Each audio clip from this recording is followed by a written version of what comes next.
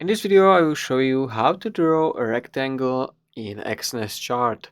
So it's very easy to do it.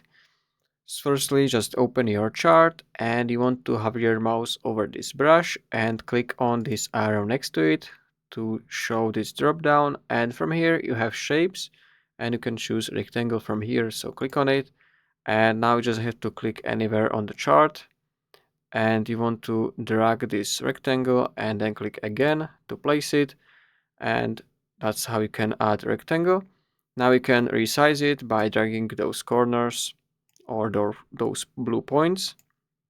You can also customize it over here, so you can change color of it, this outline of the box, then also the fill color, and you can also set thickness of the line.